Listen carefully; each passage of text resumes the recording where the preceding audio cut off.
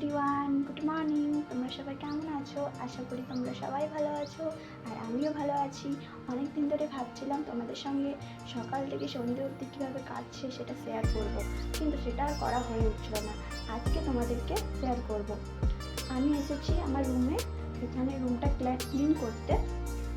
করা হয়ে গেছে, তোমাদেরকে আমাদের রুমটা দেখাই। এটা হলো আমার রুম,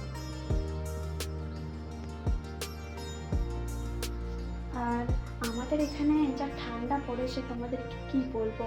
তোমাদের ওখানে কেমন ঠান্ডা পড়েছে কমেন্টে জানাবে কিন্তু।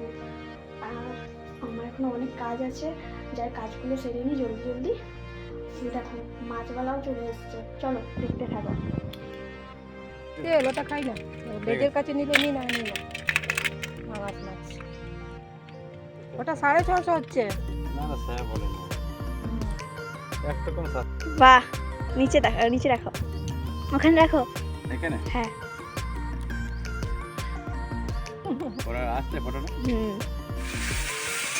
হ্যাঁ দেখো, এবার আমাদের রান্না হচ্ছে। আমি একটু বাবাকে গান চালিয়ে দিয়েছিলাম, তারপর ঘরের কাজগুলো করে নিলাম, ঘরটা পুছে নিলাম, বাসনগুলো মেজে নিলাম।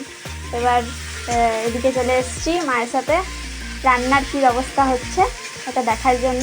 মা এদিকে দেখো ফুলকপি আর কী কী আছে মা? আলু, বেগুন, গাজর, টমেটো, বাবা কত রকমের পাঁচ মিশরের সবজি হচ্ছে। দেখো বন্ধু, সব টেস্টি টেস্টি খাবার হবে। তোমরা খাবে তো? খাবে তো চলে এসো আমাদের বাড়িতে।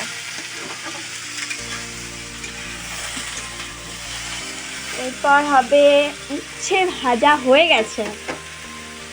তারপর আর কি কি হবে মা? বেতুয়া শাক হবে, আর পালং শাক হবে, মাছও হবে না? মাছ ভাজা হবে।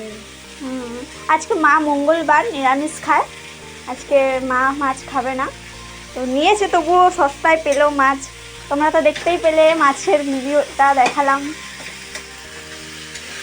এবার আমি একটু হেল্প করে দেবো মাকে, তারপর যাব চান করতে, পুজো টুজো দিয়ে তারপর আসছি আবার। আমার পুজো দেওয়া হয়ে গেল। এটা হলো আমাদের ঠাকুর ঘর। এই যে আমার গপুকে ভোগ লাগালাম। খাওয়া দাওয়া হয়ে গেল, এবার রোদে এসে দাঁড়ালাম মা আমি। বাবাও আছে, বাবা তো এসে সকাল দিকে রোদে বসে আছে, দেখুন। বাবা একবার তাকিয়ে দাও।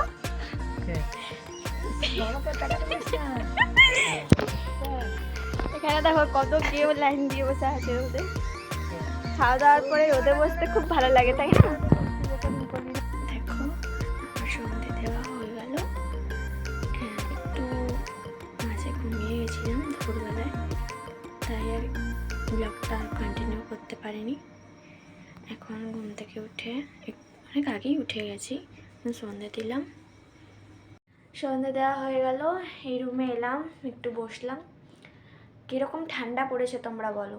প্রচুর ঠান্ডা আমাদের এদিকে। তোমাদের তো বললামই আমাদের এই জায়গাটা ফাঁকা, তাই প্রচুর ঠান্ডা।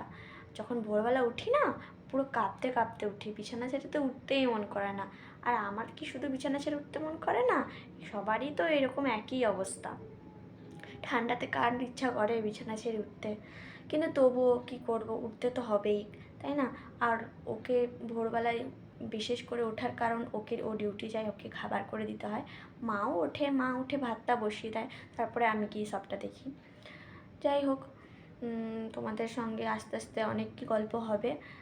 এখন তো সবে শুরু, তোমরা তো এখন আমাকে সবে চিনছো। আমার মুখটা তোমাদের অচেনা লাগতে পারে, আস্তে আস্তে চেনা হয়ে যাবে। তোমাদের যদি ভিডিওটা ভালো লাগে তাহলে লাইক, সাবস্ক্রাইব অ্যান্ড শেয়ার করবে। ওকে, বাই।